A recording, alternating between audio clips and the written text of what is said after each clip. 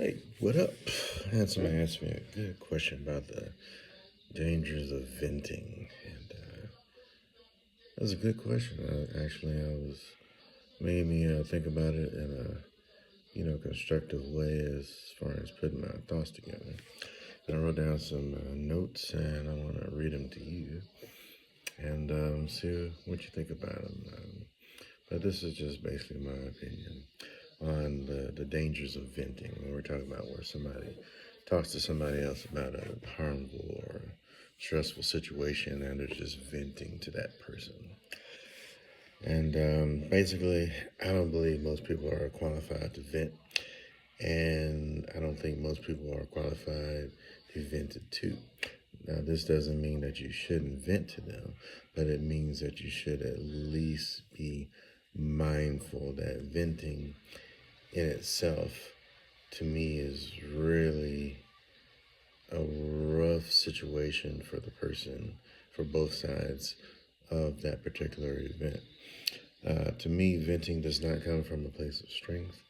It's basically a drowning person trying to breathe again.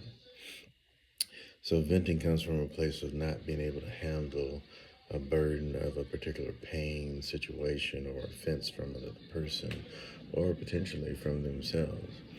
Otherwise, if you could just vent and be by yourself, it would just help you feel better. But most of the time, people don't vent to themselves or into the atmosphere, to the powers that be. They end up venting to someone else. The only thing strong about venting is the method of release. And what this means is that the method of release is how it comes out. And to me, that is very destructive in most capacities. People, when they actually express venting, sometimes you have people punch a wall. They could punch a person. They could punch or hurt themselves. They could beat up yourself, emotionally, physically, and otherwise you might not even forgive yourself. As a form of how that destructiveness comes out of venting. And it could be yelling at somebody or, disrespecting somebody, etc. I classify venting in two different situations, or I guess you could say two different classifications of it. But basically, the person that is venting is one, and then the person that is being vented to is the second one. The person that is venting is the source of the venting. It's the person that feels like they are drowning. Being underwater and not understanding your own response is also a condition of venting. Another condition would be understanding that you should understand that you can't really handle the situation you're in, and nobody else does either. And you're really seeking help from somebody else, even though it may seem like you're trying to be strong and just talk to somebody else. Now, on the other hand of it, a person that is being vented to has to understand this. All right, first of all, the person that is being vented to is either going to be a person, a friend, or potentially the offender themselves. And you should understand that the venting can be dangerous to you. The other side of it is the person venting to you may not necessarily be a rational person. So it's very important for the person that's being vented to have a level of strength, patience, and understanding of that particular person. But on the other side of that, the person that is venting needs to understand that if you're asking somebody to help, you cannot help the person that's helping you, hurt the person that's helping you. Now, what makes venting dangerous is that pain can cause pain. You're venting pain. And how it comes out, whether it's forceful, gentle, slow, whatever it is, it can cause pain to somebody else. If your venting causes someone else pain, and can you really call it positive if your venting causes somebody else pain? All right. Also, this is why most people aren't qualified to vent or hear someone vent. It's because it is dangerous. It's you really, First of all, usually people, when they vent, they wait too long to talk about it. They've been contemplating this thing for so long that they don't know how to deal with it. They could be so upset about it, angry about it, that they don't even know how, they can't even really see straight. So now they're trying to explain something that they've been basically talking about to themselves for months potentially. But now they're trying to get you to understand what you've been you're trying to get somebody else to understand what you've been thinking about for months.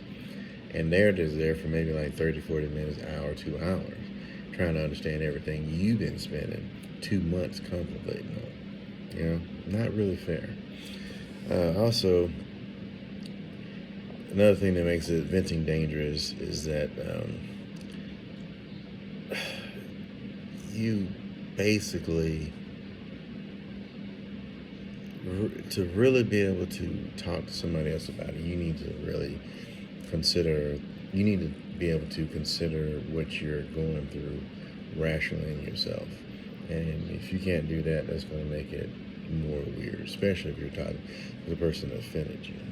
Now, what can give you a greater success as far as venting is basically you being a person that actually loves the other person, as well as the other person you're venting to loving you. Now, the greatest definition of love is found in the Bible, 1 Corinthians 13. Love is patient, love is kind, and so on and so forth.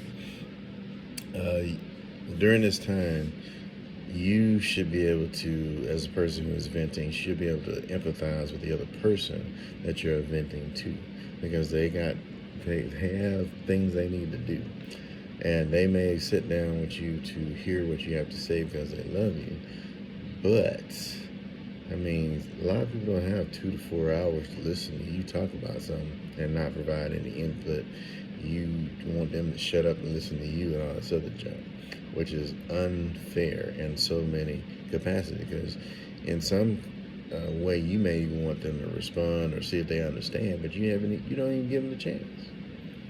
You know what I'm saying? So now you're making them feel like they're just, you really don't care about them. You know what I mean? You don't even want to be, you want them to be patient with you, but you don't want to be patient with them trying to understand you, which you can actually destroy a relationship through venting if you're not doing it correctly or being patient.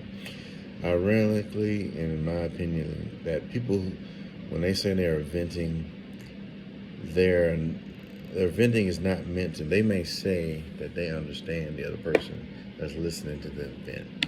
But you have some people who will say they are not trying to hurt the person they're venting to, but in actuality they are. Saying you're not hurting somebody is not the same thing as hurting somebody. Now, what you can do is to help you kind of be in a better situation to vent, in my opinion, is I guess you can say a way to take the edge off of the venting event, all right, is to basically go punch a bag. Make sure you keep your this straight right here. You don't want to bend it like this and punch. That could break your wrist or hurt your hand. But if you punch straight, but don't punch that hard. You just want to get some of that stress out. Okay. Do something, do push-ups, run, whatever you got to do to kind of get that nervous energy off before you go vent to someone. In my opinion, journaling is probably the best thing you can actually do to help you get into a place to be ready to vent to someone else. You must be totally honest with how you feel, whether it be, some people, if you don't curse, if you need to curse and what you write down, you need to do that, Jack. Write it down, write how you feel about the other person, how you feel about yourself. Everything you could think, you write that Jack down. And this is just to get you into a place where you can talk to someone else, to vent to someone else, all right? Because your unhinged emotions can be destructive, even to people that love you. So you want to be very careful of that, because you don't know what can come out. But if you write it down, you at least kind of get that top level of pressure out of your system first. talk to someone that can help you with the pain before you talk to the person that actually helped you, that actually hurt you, excuse me. That is very important because if the person that you have the issue with or the situation with is someone that's close to you, you venting can destroy that relationship, and you must be aware of this. Now, it may be that person's fault, the reason why you're so upset and you're so hurt. However, your pain can create other pain. You can create pain in them. So now you're just basically gonna create a situation where you hurt them, they hurt you. You hurt them, they hurt you. You hurt them. You're just gonna create a situation where you will never get healed, and you'll probably destroy a relationship if you're not careful. So, like I said, venting is dangerous for the person who's saying it, and it's dangerous for the person who is receiving it, or at least trying to help you get through it. So you need to be very, very, very, very careful. Let's see. Having a place or person event does not justify keeping or keeping an unproductive or bad relationship. There are some people who actually they have friends, all right, and usually this happens with, I would say, guys in the friend zone. You'd have a female who has a boyfriend who's a bad boy, and he's this boy is he really don't care about her, so he's doing cheating on her. He's treating her bad. He's not there, leaving her, don't care, all this other junk. So she's dealing with all this stuff because she wants to be with this person. However, because this person doesn't want to talk to her, you know what I'm saying, or listen to her, she goes and tells her girlfriend, her guy, best friend, or whatever, all about all the issues they're having in a relationship. All right. Well, in reality, she should probably not be in that relationship. She should end that relationship. She needs to be with somebody she could actually go through things with that don't hurt her intentionally, or just as a result of being with that person, and that she can actually just go through and have a healthy relationship with. Because if you gotta have somebody outside of your relationship to deal with your relationship, that's not a good relationship. All right, as far as that could be a relationship with a man, woman, it could be a toxic friends, could be family. The family, depending on the situation you're in, that can be different, especially if you're dependent on that family. All right, because you gotta still have a level of respect and in that particular house, but you also gotta learn how to kind of live with it until you can either resolve it with the person or live by yourself. Let's see. Now, learning how to live with pain is a skill that we all need, because the reason why you're venting is because you don't know how to deal, or we don't know how to deal with a particular situation. Now, that doesn't necessarily mean that we can't deal with some situations, because in reality, we as people are good at certain things, and we're not good at other things, which is the reason why we need community. All right, you need community because everybody has a gifting. Everybody can do something good. They can deal with something better than other people. So if you're together, you should be able to find someone that helps you deal with certain situations and get through that. And you should be able to provide to them.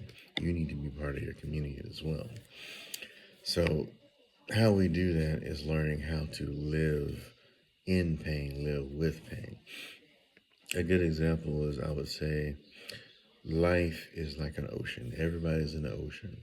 Now, the ocean sometimes is shallow, the ocean sometimes deep, but everybody's floating. Excuse me. You have people who know how to swim. You have people who know how to wade. You have people who don't know how to swim, who are just bouncing up from the bottom and going up and getting as much air as they possibly can. But everybody's in the same situation. However, we can all help somebody else. All right. But learning how to deal with pain can be best emphasized um, with this particular Bible verse, if you follow me. Proverbs 4, verse 23 says, "Above all else, guard your heart, for everything you do flows from it." That means you work, you play, you dream, you get up in the morning, you get happy, you're sad. I mean, everything that you do flows out of your heart. So we have to learn how to protect our heart. And I believe that also includes learning who we can trust, who we can't trust. And then being able to just be prepared for the people we have in our heart that we know they're going to hurt us until we can get rid of them, move on, or whatever needs to happen in that particular situation. Another Bible story I would encourage you to read, which I think is kind of interesting. I'm not going to really get into it too deep in this situation. Was a situation where Mary is a story about Mary, Martha, and Jesus in the Bible, and it's in Luke chapter 10, verse 38 through 42. But it talks about how Mary was complaining, or excuse me, Martha was complaining about Mary not helping her in the kitchen, cooking and stuff like that, preparation for Jesus. And Jesus' response was basically, "Hey, Mary has chosen the thing that is better. She's looking for life from the King. You know what I'm saying? Which is Jesus." And Martha was looking to serve the King, but her time would have been more well spent by being with Jesus.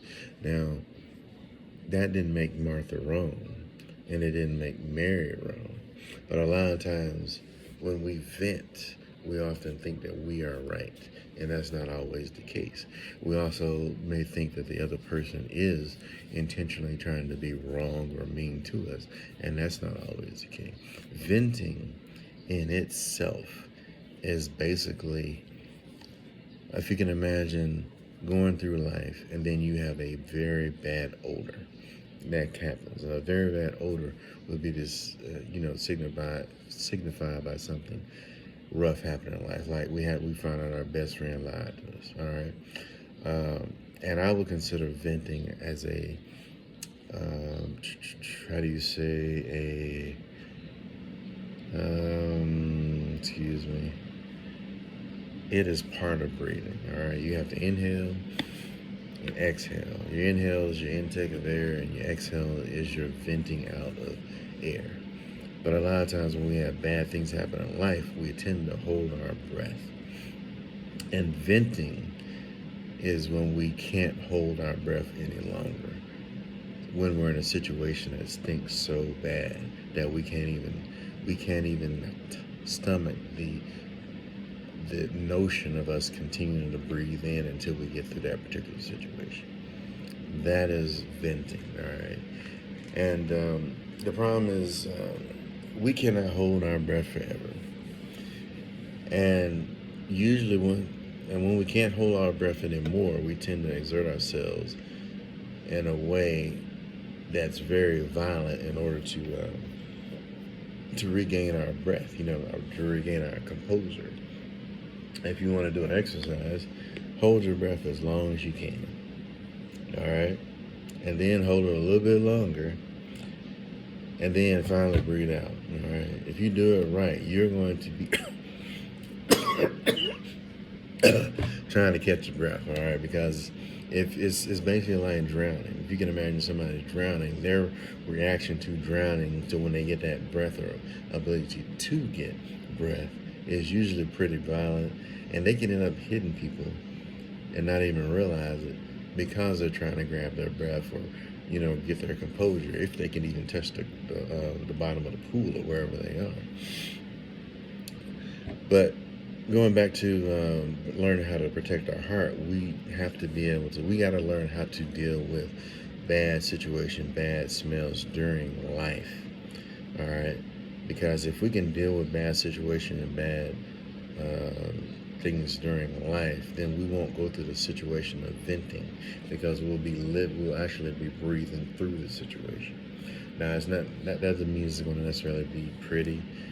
It doesn't mean it's going to necessarily be the best thing, but we will continue to breathe, and that reaction is not going to be as strong as it was, depending on the situation, of course, as it was if we had that bad smell and we just hold our breath and we don't breathe until we get a chance to breathe, and then when we get a chance to breathe with somebody, we end up slapping them and hitting them and hurting them, trying to breathe, which is not a bad thing. However, the reactions is a bad thing because it can cause our pain can cause somebody else's pain or trauma or worse. All right. Hope that makes sense. That being said, I'll say this first. Holding your breath in life when you run across a situation that you don't know how to deal with, that can actually destroy you. All right, it can make you go unconscious, or it could basically make you unalive. Okay, because you need breath, you need to be able to breathe. That being said, you also got to understand that God causes it to rain on the just and the unjust. All right, when it rains outside, it don't matter if you're a good person, bad person, thief, murderer, uh, you know, somebody who messes with kids. You could be anything. It rains on everybody. All that water in the lake and stuff like that you need for drinking water, everybody's going to be drinking it. Everybody has to drink it, okay? And so it's good to realize that everybody has pain. Even the person that you're venting to has pain. And you have to be careful that you, when you're pain, don't step on them in their pain. All right? So I guess you could sum it up as like, even if you are venting, you're the person that's venting, you still have a responsibility to the other person, all right? Because they don't have to listen to you. They don't have to endure your pain. They could let you go pay a psychiatrist or something like that and endure the pain with them. All right, but they're taking their time to endure pain with you. So you really need to appreciate them and not just think that it's your right to vent your pain to them. That's unfair to them, especially if you don't do the same for them. Especially if you don't do the same for them. If they're the person listening to you, all right, but you never listen to them, or you never go buy them lunch, you know what I'm saying, or buy them a gift for actually listening to you, give them a hug, do something nice for them just for enduring your pain, that's not cool. All right, that is really, really, really selfish. All right, just like if you just vent to somebody and expect them just to listen to you and not have any response, that's selfish. Okay, so while venting is something you need to do, and hopefully you don't do after this message, you learn to deal with the situation as it occurs. You know what I'm saying? Which is not always possible. However, if you give yourself a little time to process it, come back and address it, that's usually better. Journal it, all that stuff. The better you're able to, or the sooner you're able to release that pressure, the easier it is for you to recover and not hurt somebody else in the same situation. All right. So now the dangers of venting. This is something that kind of came to me when I was putting this together. As I remember this movie, it's got, what is that dude's name? Um, oh yeah, here it is. His name, Kevin Costner. There's a movie called The Guardian, and in this movie, he's like an elite rescueman. And there's a section in the movie to where they're training newer people in his profession, and the two guys, both of them are actually these rescuers. But in this particular situation, they're trying to rescue a drowner, teaching each other how to rescue somebody who's drowning. This situation, the person who was drowning was hysterical. They were moving around, trying to grab a hold of anything and anyone. And so even the dude was like, "Hey, I'm here to help you. Please calm down." This other person was just going crazy. And so when he got closer to the person that was drowning or playing like they was drowning, he grabbed hold to him and basically he held on to him, was trying to pull, and in his fear, he was pulling the other person down. And so I think the rescue man, elbowed him into the jaw and almost knocked him out, and then put his arm around it, and then he was able to kind of pull the person to the shore. But I say that to say that if you're drowning, if you are the one that's venting, you, as an example in this movie, you can actually hurt the person that's trying to help you. And that is real life. And that you, even if you are venting, you need to make sure you don't hurt the person that's trying to help you. All right. So this was basically about talking about the dangers of venting. All right. Now, venting in itself is not a bad thing. However, how you vent can cause other people to be in situations where they need to vent, and that's not good. All right. So, venting, as the person who is venting, you need to make sure that you take responsibility. All right. But the person that is listening, you also got to know that you have the potential to be hurt in that situation as well. And so, if both of you are able to actually understand your responsibilities to the other person, you can make the venting process a whole lot better. And like I said before, also, I would invite you to do journaling, to do, hit like a soft bag or something like that, something to kind of get that energy out so that when you do talk to somebody, you don't just blow up on them, okay? Because blowing up is a form of venting, and that is dangerous, okay? But I hope this helps, and that when you do vent, if you have to vent, I hope that you do it in a way that is not destructive. Um, Also, I hope that you get to a situation where you learn how to protect your heart. And in protecting your heart, you're able to continue to breathe during your life and even during bad situations, to where you don't get to a situation where you do have to vent and potentially blow up on somebody that you care about. But thanks for being here.